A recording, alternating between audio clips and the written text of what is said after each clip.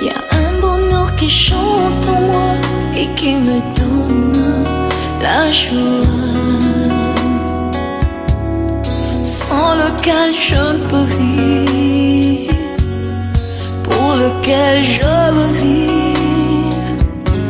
Le prince de l'équité m'a libéré de l'iniquité, m'a changé d'identité, je m'appelle racheté.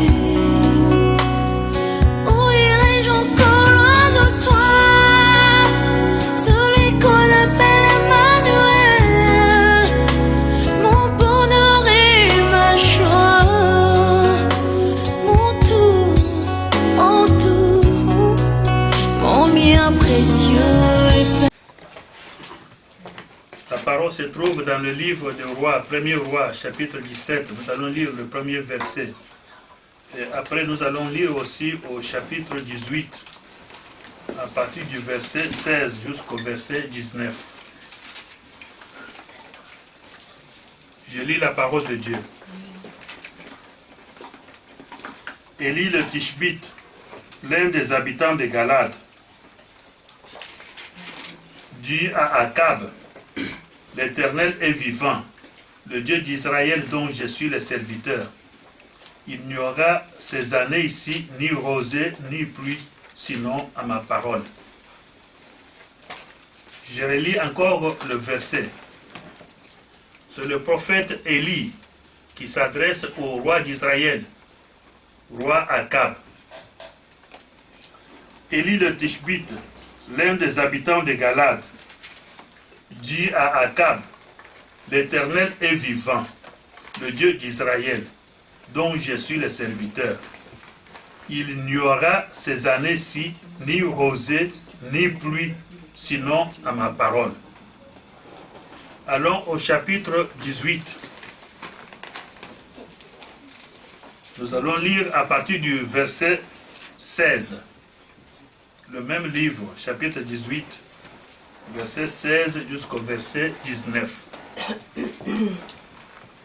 Abdia, étant allé à la rencontre d'Akab, l'informa de la chose, et Akab se rendit au-devant d'Élie.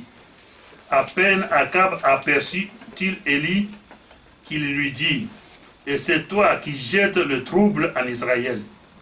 Élie répondit: je ne trouble point Israël, c'est toi, au contraire, et la maison de ton père, puisque vous avez abandonné les commandements de l'Éternel et que tu es allé après les Baals.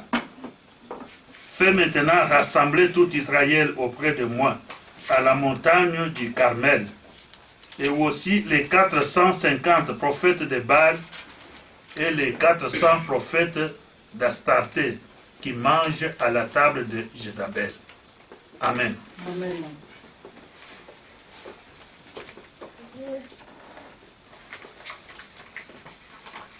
C'est un événement, c'est une histoire, mais une histoire vraie, un événement vrai qui s'était passé en Israël.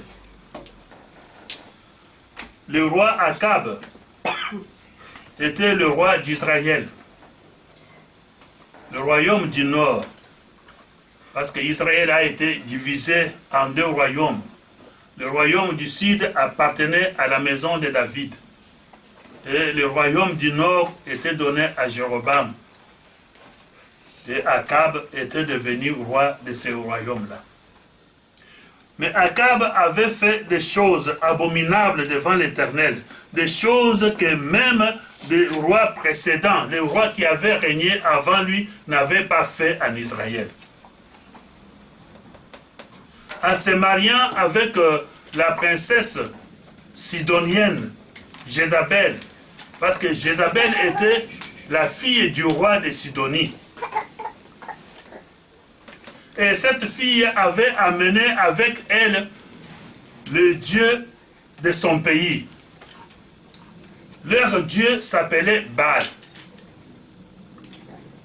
Donc pour instaurer cette religion-là en Israël, Jézabel avait procédé par l'élimination, par l'extermination de tous les prophètes de l'Éternel Dieu d'Israël.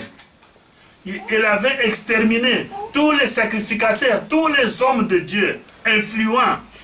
Il les avait tués pour pouvoir remplacer la religion d'Israël, remplacer le Dieu d'Israël par le Dieu Baal, le Dieu des Sidoniens. Et c'était vraiment une grande abomination en Israël. Comme beaucoup de prophètes étaient morts, beaucoup des hommes de Dieu étaient morts. Élie le Tishbite, ce prophète, quelque part, il dit que je suis resté seul. On a tué tous les autres prophètes de Dieu et je suis resté seul. Mais Élie, par l'amour de son Dieu, par l'amour de son peuple, il n'a pas eu peur de cette femme qui tuait, de cette femme qui était sanguinaire. Il n'a pas eu peur de cet homme, Akab, qui avait donné l'autorisation à sa femme, à la reine Jézabel, de faire n'importe quoi en Israël. On avait installé des temples de Baal un peu partout dans le royaume du Nord. Quand il compte là-bas, il dit que « Amène-moi ». Il fait une proposition au roi. 450 prophètes de Baal et 400 prophètes d'Astarté. Donc il y avait 850 prophètes pour un petit royaume. Donc dans chaque coin, il y avait un prophète, un représentant de Dieu Baal ou d'Astarté, de faux dieux qui n'étaient pas de Dieu d'Israël. Mais Élie n'avait pas pu se retenir. Élie n'avait pas eu peur. Il a eu le courage d'aller devant le roi pour lui dire, pour tout ce que tu as fait en Israël, toute l'abomination que tu as fait ici, pour notre Dieu que tu as balayé, que tu as remplacé par des dieux étrangers, Akab, je te dis bien, et ma parole doit se réaliser. Je te dis bien qu'à partir du moment où je te parle ici, il n'y aura jamais de pluie, ni rosée en Israël. Il y aura la sécheresse partout. Et quand l'homme de Dieu a parlé comme ça, il est parti. Dieu lui a demandé d'aller là où se trouvait l'eau, au bord d'une certaine rivière, de pouvoir rester là-bas. Mais quand Akab est resté, peut-être pour lui, il a pensé que cet homme a parlé en l'air. Comme un homme qui peut dire qu'il y aura la sécheresse et que la pluie ne peut pas tomber. Lui, qui est-il? Il s'est fait Dieu ou quoi? Je crois qu'il avait méprisé Élie de toutes les façons. Il avait traité de toutes les façons. De tout ce qui pouvait lui venir dans son esprit. Avec tous ses conseillers. Ils ont dit, ça. Est-ce que tu as déjà entendu parler de ça? Depuis quand? Dans quel royaume tu as entendu qu'un homme peut dire quelque chose et cela arrive? Donc pour lui, il croyait que c'était un jeu, que c'était de la blague. Mais les jours passent, le mois passe. Le mois où il devait pleuvoir, il n'y avait pas de pluie, il n'y avait pas de rosée. Sur les champs, des herbes ont commencé à sécher. Dans des forêts, des arbres ont commencé à sécher. Là où il y avait des rivières, là où il y avait des temps d'eau, l'eau a commencé à se diminuer, jusqu'au point qu'on trouvait d'autres endroits où il y avait de l'eau et il n'y en avait plus. Toutes les herbes qu'il y en avait, il n'y en avait plus. À tel point que le roi a pris tout son gouvernement. Il a dispersé tous ses ministres. Il les a envoyés dans la brousse. Allez chercher quelque part. Allez chercher là où vous pouvez trouver des herbes vertes. Pour que nous puissions y amener nos bêtes. Pour que les bêtes puissent aller manger là-bas. Allez chercher dans un endroit où vous pouvez trouver de l'eau. Pour que nous puissions amener des bêtes là-bas pour que nos bêtes ne puissent pas mourir. Mais des ministres ont marché dans la brousse. Ils ont marché dans des forêts. Il n'y avait pas d'herbe verte. Il n'y avait pas de puits d'eau. Et c'était une souffrance. La sécheresse vraiment s'est fait entendre dans tous les royaumes d'Israël. Et donc, tous les hommes et toutes les femmes et tout le monde, toute la population, tout le peuple, c'était maintenant dans la souffrance, une grande souffrance.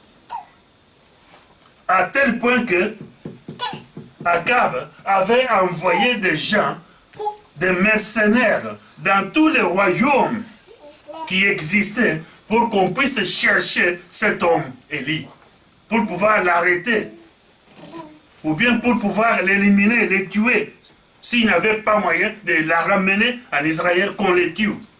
Mais personne, Dieu avait caché cet homme. Il se trouvait dans des maisons de femmes veuves, où l'on ne pouvait pas penser que quelqu'un pouvait aller se cacher là-bas. Une vieille veuve qui vit dans une cabane avec son enfant. Donc personne ne pouvait penser que quelqu'un pouvait aller se réfugier sous la cabane de cette femme. Mais c'est là où Dieu avait emmené Élie, pour qu'Élie puisse rester dans cette cabane-là, puisse manger dans cette cabane-là. Pendant que d'autres gens souffraient, pendant que la sécheresse frappait tout le pays. Mais cette femme-là, avec son enfant et son invité, Élie qui était là, et il mangeait. Mais Élie avait toujours l'amour de son Dieu, avait toujours l'amour de son peuple. La souffrance de la population était une grande charge sur cet homme, Élie. Mais voilà ce que le roi Akab avait fait. Le roi cherchait à avoir la paix. Le roi cherchait à vouloir éteindre cette crise-là. C'est pourquoi cet après-midi, nous allons parler de la crise. De la crise. Cette sécheresse était une crise qui était pour le royaume, tout le royaume d'Israël. Mais le roi croyait qu'il pouvait trouver la solution en allant dans la brousse, en allant chercher dans la brousse. Mais là, dans la brousse, il n'avait pas de solution. Il ne pouvait pas trouver de solution dans la brousse. Il ne pouvait pas trouver de solution dans la forêt. Partout, il a envoyé ces gens. Mais la solution ne pouvait pas se trouver là-bas. C'est pourquoi quand Élie est venu, il lui a dit, mais là où toi tu cherches la solution là, cet homme, quand il a vu d'abord Élie venir à lui, avant tout, Élie ne s'était pas présenté directement au roi. Il s'était présenté à un fonctionnaire, un homme important du royaume qui s'appelait Abdias. Donc, Élie a dit à Abdias, va dire à ton maître qu'aujourd'hui, je vais le voir. Aujourd'hui, je serai devant lui. Abdias était un homme qui craignait Dieu. Parce que c'est lui qui a révélé maintenant le secret d'État. Tout ce que la femme Jézabel avait fait aux hommes de Dieu. C'est à ce moment-là qu'Abdias a révélé ça au prophète Élie, pour lui montrer son innocence dans ce crime qui était commis par le palais royal. Qui ne pensait pas que nous tous qui travaillons dans le palais royal, nous sommes impliqués dans cette affaire. Non, c'est une affaire qui ne concerne que le roi et sa femme Jézabel. Et voilà ce que moi j'avais fait. Quand Jézabel exterminait les serviteurs de Dieu, les prophètes de Dieu, moi, Abdias, j'ai pris 100 prophètes et je les ai cachés dans des puits. Je les ai séparés par 50. Et je les ai cachés, je les nourrissais jour et nuit avec le pain de ma maison. Je leur donnais de l'eau de ma maison. Pendant que d'autres étaient tués, d'autres étaient torturés, d'autres étaient enlevés, d'autres étaient empoisonnés et d'autres étaient chassés par tous les moyens. Mais moi, j'avais fait cela, que je trouve grâce devant toi. Parce qu'aujourd'hui, quand j'irai maintenant voir Akab, lui dire que je rencontrais Élie et que l'Esprit de Dieu t'emporte maintenant, t'amène je ne sais où et tu seras introuvable, c'est moi que le roi va pendre. Et je risque ma mort. Et pitié de moi, voilà, j'avais fait vraiment une bonne affaire pour les serviteurs de Dieu. Je les avais protégés. Ils ont gardé leur vie aujourd'hui. Élie qui lui dit, va, aujourd'hui, je dois me présenter devant le roi. Et cet homme est allé voir le roi pour lui dire que j'ai rencontré Élie. Il m'a dit qu'aujourd'hui, il viendra vers toi. Et pendant qu'il parlait, Élie s'est présenté devant le roi Akab. Akab, quand il a vu Élie, il lui a directement attaqué. Il dit que c'est toi qui jettes maintenant le trouble en Israël. Élie dit, non, tu ne peux pas dire cela. Ce n'est pas moi. Ce n'est pas moi qui trouble Israël. Au contraire, c'est toi et la maison de ton père. Ce trouble est arrivé en Israël parce que tu as abandonné le Dieu d'Israël. Et tu as ramené le Dieu Baal dans notre terre. Mais c'est toi qui es à la base de cette crise. Cette crise, ce n'est pas moi. Donc, là où toi tu cherches des solutions là, non, tu ne peux pas les trouver. Et voici la solution. C'est pourquoi maintenant il a proposé, il a donné une proposition au roi. Roi, tu veux voir la pluie tomber dans ce pays. Tu veux voir des verdures pousser. Tu veux voir de l'eau couler dans des rivières comme auparavant. Tu veux voir une terre abondante, une terre bénie, une terre riche où nous vivions, où coule le lait et le miel. Voilà ma proposition. Maintenant, si tu veux cela, rassemble tous les prophètes de Baal. Les 450 prophètes de Baal. Tu les rassembles au mont Carmel. Tu vas chercher aussi les 400 prophètes d'Astarté et tu les amènes au mont Carmel. C'est là où nous allons juger le problème. Et c'est là où aujourd'hui même, tu verras, la pluie va tomber. La pluie va tomber dans notre pays. Le roi était déjà arrivé au bout de ses forces. Il ne pouvait rien faire. Il ne pouvait pas refuser la proposition du prophète. Il a ordonné à ce qu'on puisse amener tous les prophètes de Baal, tous les prophètes d'Astarté, et on les a amenés. Et lui a dit, et nous voulons aujourd'hui connaître qui est le vrai Dieu. Est-ce que c'est le Dieu Baal ou bien c'est le Dieu d'Israël, le créateur du ciel et de la terre? Il a demandé à ce qu'on puisse préparer des taureaux. On a donné à ceux qui étaient nombreux. Les prophètes de Baal, ils étaient 450. On leur a donné le taureau pour qu'ils puissent se préparer afin de faire un sacrifice. Mais il y avait une condition. Vous faites tout ce que vous voulez, mais vous ne mettez pas le feu. Vous ne mettez pas le feu. Le feu doit descendre du ciel, que votre Dieu, le Dieu que vous invoquez, le Dieu que vous priez, le Dieu que vous honorez, qu'il envoie le feu et nous connaîtrons maintenant que c'est le véritable Dieu. Et ces gens-là ont fait leur préparation, ils ont invoqué leur Dieu, ils ont invoqué Baal, ils ont fait tout pendant des heures et des heures, rien n'est arrivé. C'était maintenant le tour d'Élie.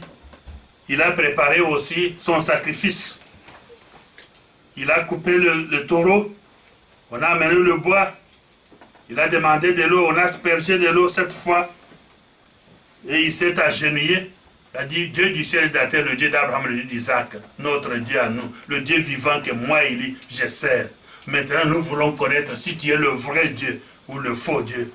Que le feu descende pour consumer ce sacrifice, afin que ce peuple connaisse que toi, le Dieu d'Israël, c'est toi le vrai Dieu. Avant même qu'il achève ses paroles, le feu est descendu. Le feu a consumé l'holocauste, le sacrifice. Et tout le peuple a su que le Dieu d'Israël, c'est le véritable Dieu. Amen. Il a ordonné pour mettre de l'ordre, pour enlever le péché du milieu du peuple d'Israël. Il a dit, saisissez tous les faux prophètes, les prophètes de Baal, les prophètes d'Astarté, qu'aucun ne vous échappe. Saisissez-les. Et le peuple a saisi tous ces prophètes, on les a amenés là-bas, on les a égorgés pour pouvoir enlever le péché du milieu du peuple. Nous parlons de la crise. Ça, c'est une crise qui était arrivée du moment d'Akab. Mais ce n'est pas la première crise au monde. Dès le commencement, depuis le paradis, Adam et Ève avaient connu aussi une crise. Parce qu'ils étaient placés dans le paradis, là où Dieu les avait donné, un endroit fixe, un endroit connu, là où ils vivaient, là où tout était préparé pour eux. Mais ils n'ont pas gardé le commandement de leur Dieu. Ils ont écouté un imposteur, quelqu'un qui est venu, qui les a trompés. Ils ont écouté Satan et ils ont mis Dieu à côté. À ce moment-là, il y a une crise qui est arrivée entre ces gens-là. Et Adam et sa femme, ils ont perdu la place qu'ils avaient au paradis. Ils ont été chassés par Dieu. Ils étaient devenus des nomades, des gens sans logis. Donc ils pouvaient aller n'importe où ils pouvaient se trouver. C'était une crise. Et après ça, les gens se sont multipliés, et la méchanceté augmentait toujours. Il y avait des assassinats, il y avait des meurtres dans ce temps-là. Nous voulons parler maintenant de la crise qui s'était produite du temps de Noé. Parce que le peuple, les gens, ne marchaient pas selon la parole de Dieu. Chaque fois que les gens mettent la parole de Dieu à côté, chaque fois que les gens désobéissent à l'éternel Dieu, il y a une crise qui arrive.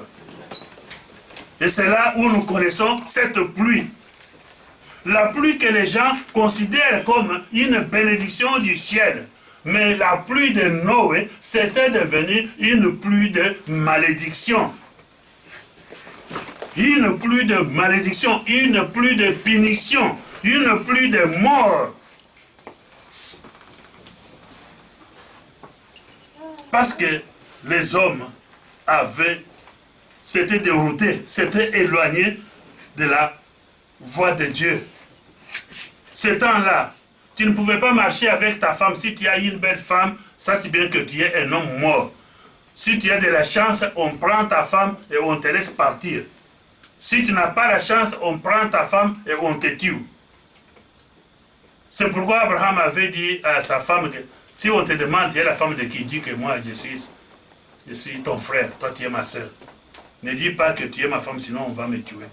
Parce qu'on savait que le monde de ce temps-là, c'était vraiment un monde où il n'y avait pas de loi, où tout le monde faisait tout ce qui lui semblait bon.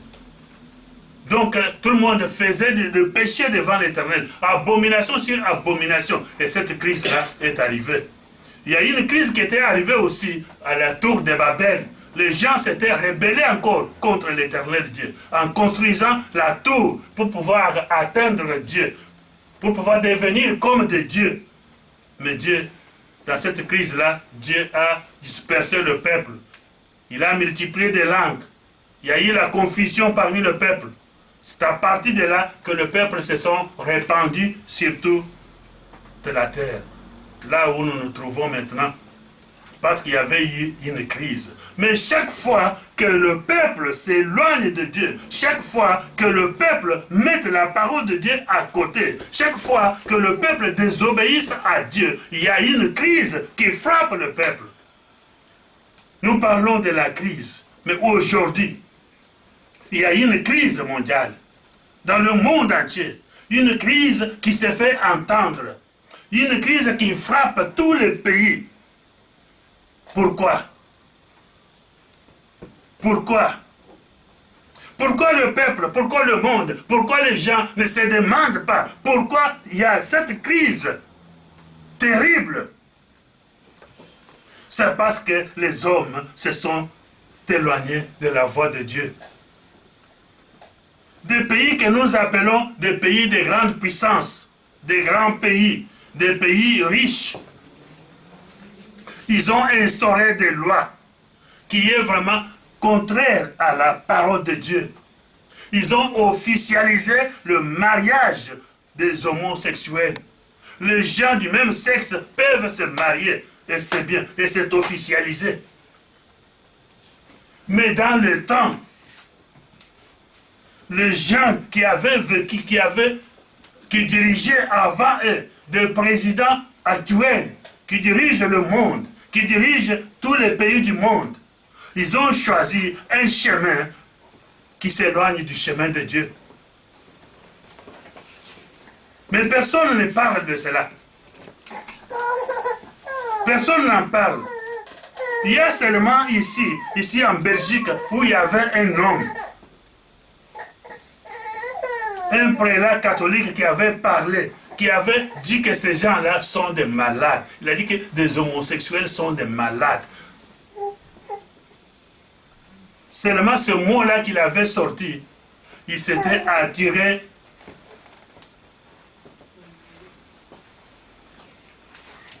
la lutte. Il s'était attiré maintenant le combat. Il a été combattu par les politiques de son pays. Il a été combattu par même ses propres collègues d'une même église. Il a été combattu par même la propre hiérarchie de son église. Parce qu'il avait condamné cela. Mais lui, il était un ambassadeur de Dieu, un ambassadeur du royaume. L'ambassadeur, son rôle, son travail est de défendre son royaume. Si on fait des choses contre son royaume, il n'a qu'à défendre son royaume. Même s'il vit dans un pays qui est contre son pays, qui est contre son royaume, il ne doit pas avoir peur. Il n'a qu'à parler. Il y a des lois qui s'effacent. Voire même ici en France. Dans tous les pays aux États-Unis. En France, il y avait des présidents qui avaient vécu, qui avaient régné avant l'actuel président. Mais nous ne voyons aucun président qui avait ordonné à ce que le mariage homosexuel soit officiel, soit accepté. Et que ces deux gens-là peuvent se présenter devant la mairie et on les marie. Mari et femme. Des choses abominables. Il y a des gens qui ont vécu aux États-Unis. Il y a des présidents qui ont vécu aux États-Unis. Même s'ils étaient méchants, même s'ils étaient contre les Noirs, même s'ils avaient fait des massacres, même s'ils avaient fait n'importe quoi. Mais aucun président n'avait ordonné à ce qu'on puisse autoriser le mariage homosexuel aux États-Unis. Dans l'armée des États-Unis, vous ne pouviez jamais trouver un marine américain qu'on dit qu'il est homosexuel. Si on découvre, si on sait cela, cet homme-là, cette femme-là, c'était la fin de sa carrière militaire, ce jour-là. Ça n'existait pas. Même cet homme qu'on appelle Hitler Adolphe, que les gens disent, qualifient comme si c'était Satan lui-même, en chair et en os, qui était venu sur la terre. Mais dans le règne, dans le gouvernement d'Adolf Hitler, on ne pouvait pas trouver un homosexuel. Parmi ses ministres, il n'y avait aucun homosexuel. Dans son armée, il n'y avait aucun homosexuel.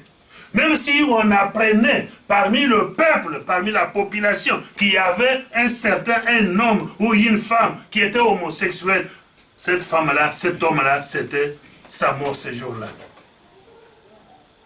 Mais aujourd'hui, ne parlons pas de nos petits présidents africains parce qu'eux, ils ne font que des copies de ce qu'ils considèrent comme des présidents des grands pays, des grandes puissances qui sont leurs soutiens.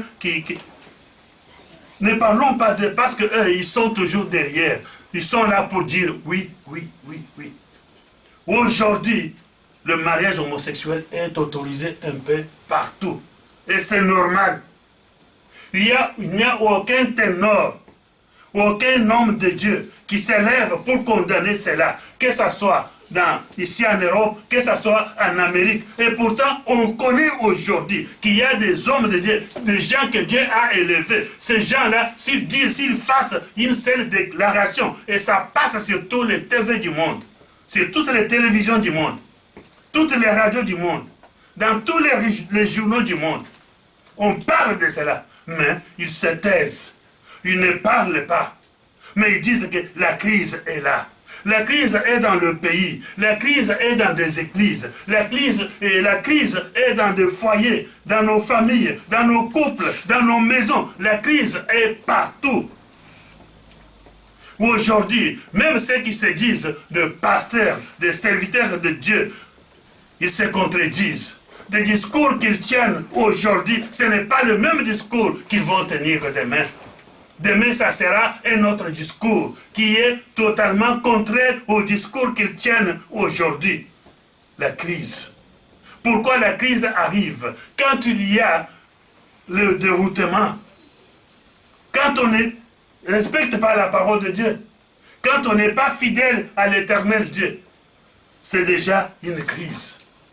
Les populations, le monde aujourd'hui, le peuple, les populations ont déclaré une guerre contre l'éternel Dieu. On déclare la guerre contre Dieu quand on va contre la parole de Dieu, quand on agit contre la parole de Dieu. Si c'est un homme qui a dit, qui a donné ses idées, qui a demandé à ce que cette loi soit optée, soit votée, mais si le Parlement donne son accord, le Sénat donne son accord, maintenant tout le monde donne son accord et on vote cette loi, on l'officialise, ça ne restera pas la loi pour cet homme-là, ça sera la loi pour toute la nation. Et maintenant, c'est toute la nation qui sera punie. Quand il y a eu la sécheresse en Israël, ce n'est pas le palais royal seulement qui souffrait, mais c'est tout le monde qui souffrait, parce que le roi avait tout à main. C'est lui qui faisait des lois. Et toute loi qui était sortie du palais royal était une loi pour tout le peuple d'Israël. Et la souffrance est là. La souffrance est là.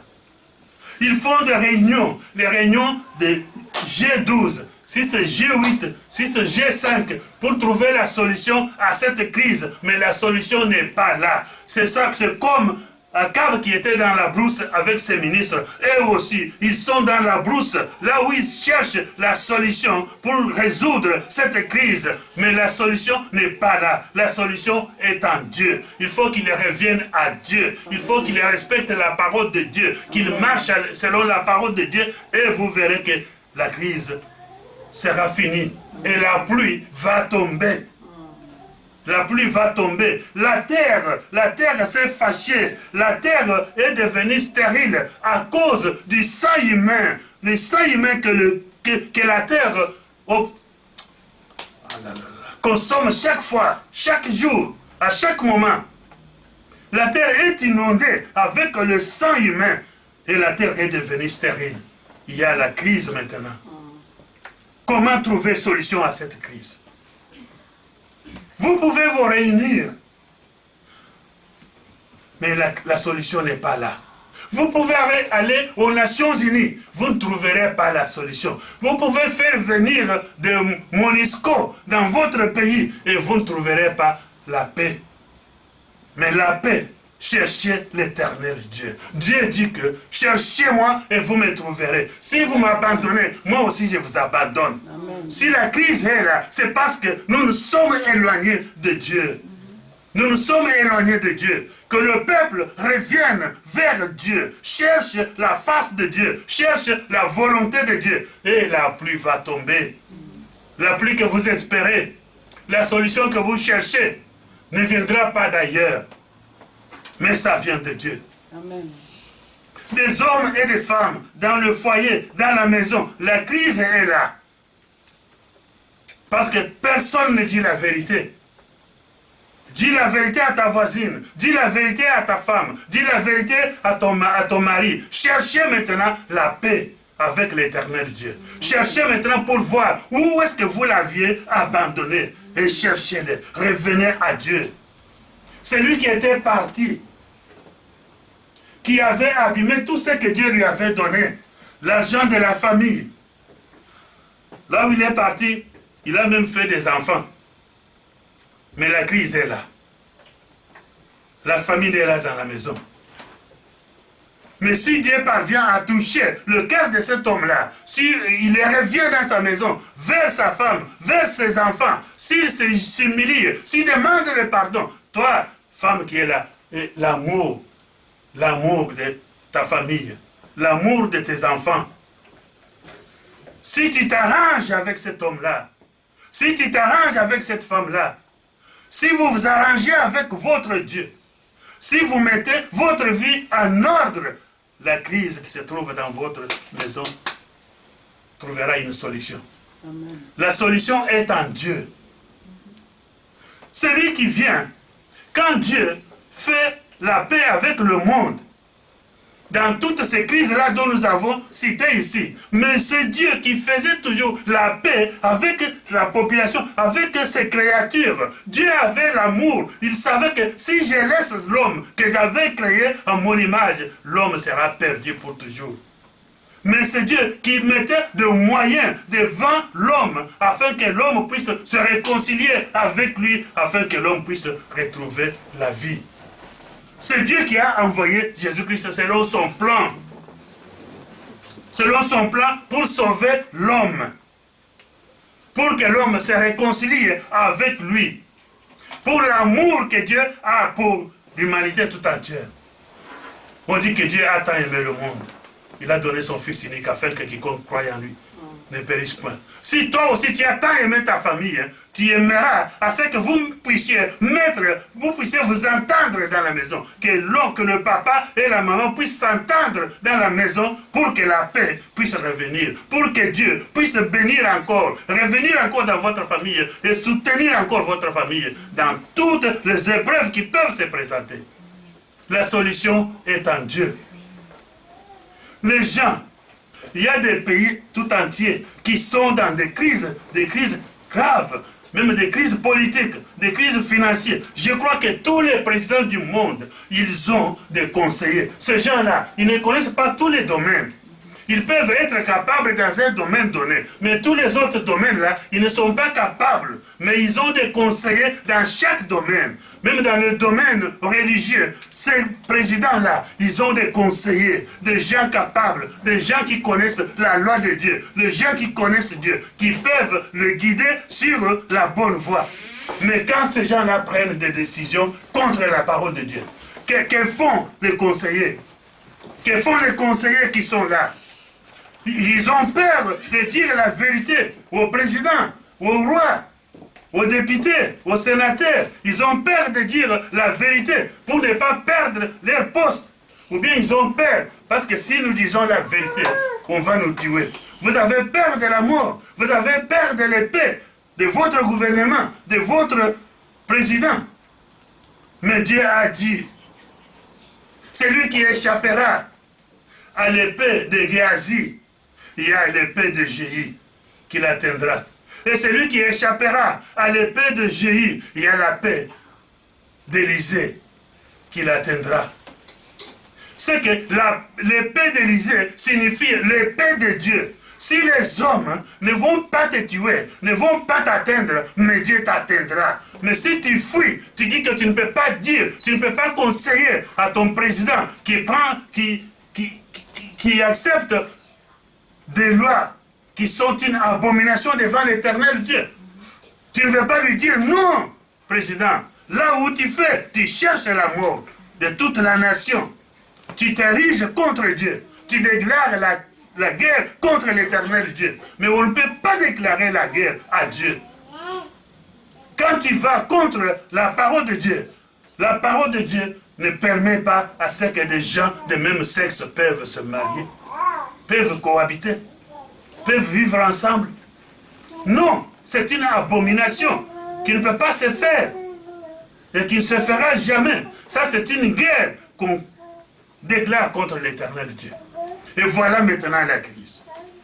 Ils peuvent se réunir de toute façon, de toute manière, dans tous les lieux qu'ils veulent. Mais s'ils ne cherchent pas la face de Dieu, s'ils ne cherchent pas à marcher selon la volonté de Dieu, la crise est là. La crise ne sera jamais résolue.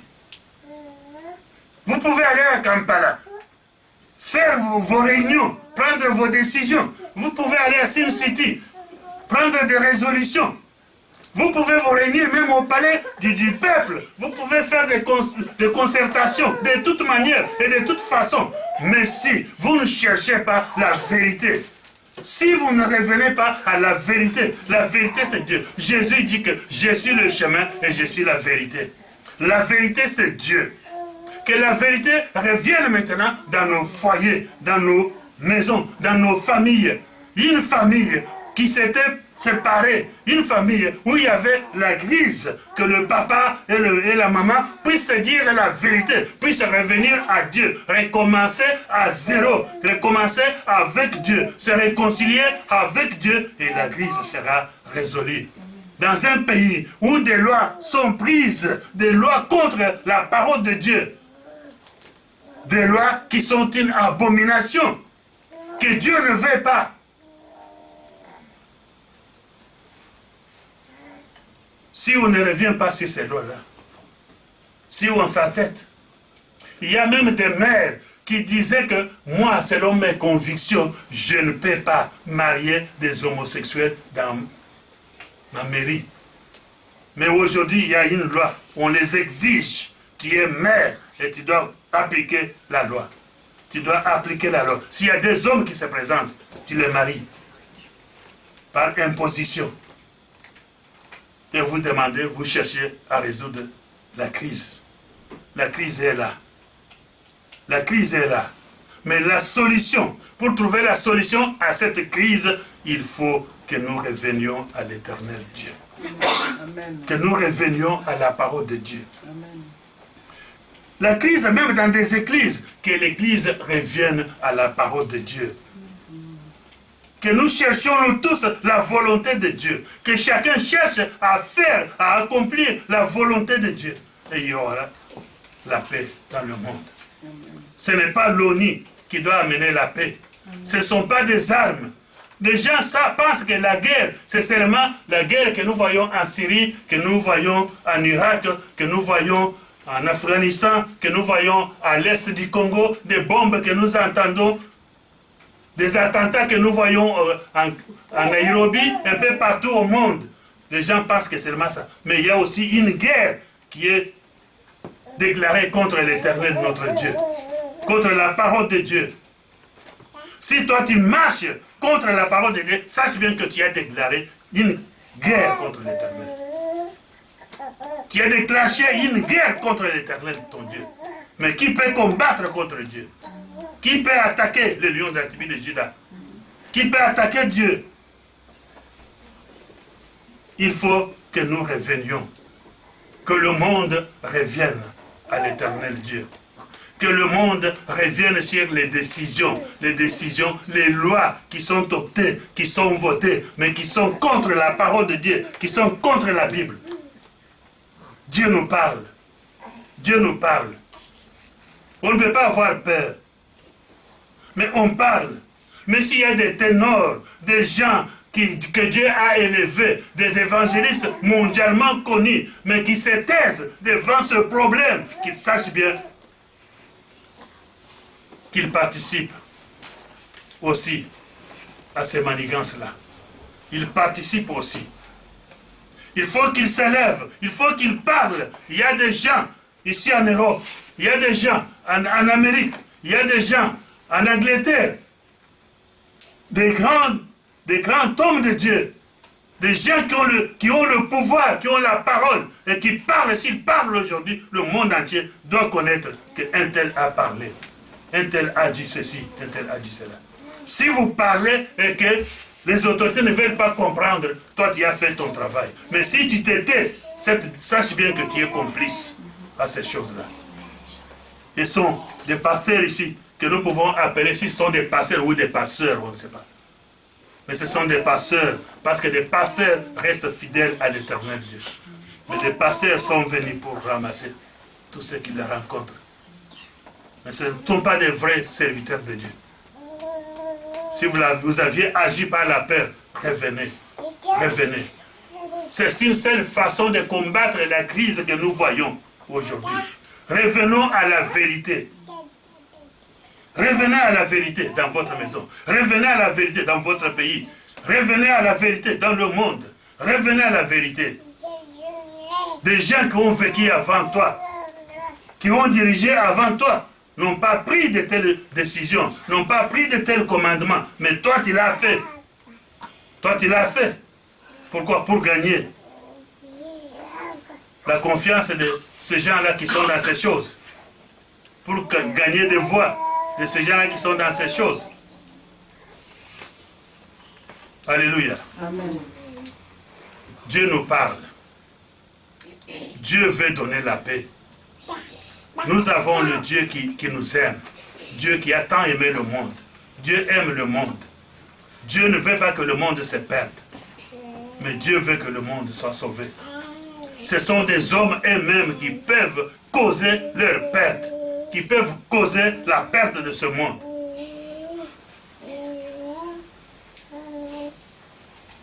Nous parlons de la crise. Crise internationale, crise mondiale, crise nationale, crise qui frappe nos pays, qui frappe nos églises, qui frappe nos maisons. Il y a la crise partout. Que chacun prenne ses dispositions.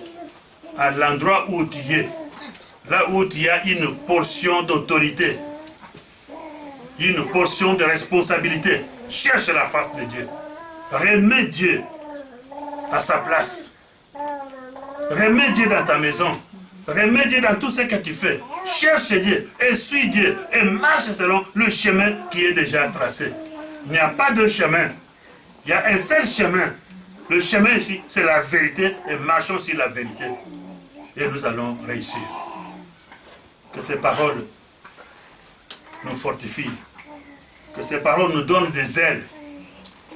Que ces paroles nous réveillent. Afin que nous puissions nous retourner, aller vers Dieu, aller dans la bonne direction, aller dans la direction de la vie, du salut. Le salut ne peut pas se perdre comme ça. Dieu a tout fait pour que le monde soit sauvé. Mais l'ennemi veut que le monde soit perdu. Revenons à l'Éternel Dieu de tout notre cœur, cherchons-le. Tout ce que nous avions déjà fait, Dieu le sait, mais il veut maintenant que nous revenions à lui. Si tu reviens à l'Éternel Dieu, si tu confesses de tout ton cœur, de toute ton âme, si tu abandonnes ce que tu as fait, si tu cherches la face de ton Dieu, il est prêt pour t'écouter, il est prêt à te donner, il est prêt à t'accueillir, il est prêt à marcher avec toi, il est prêt à te libérer, il est prêt à te délivrer, il est prêt à te sauver. Et le monde sera sauvé. Et la paix viendra. Ça ne viendra pas d'ailleurs. Tu peux utiliser des armes. Tu crois que tu vas donner la paix? Non. Non, tu peux tuer. Mais la terre s'est fâchée. Il y a des gens qui donnent des ordres qui disent qu'on ne peut pas fabriquer des insecticides parce que ça stérilise la terre. Mais la vraie insecticide, c'est le sang humain. C'est le sang humain qui dérange la terre.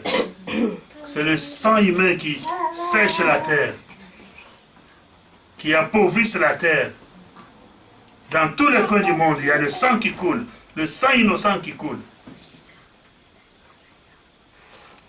Revenons à Dieu et revenons à la vérité. Que Jésus puisse nous bénisse. Amen. Amen.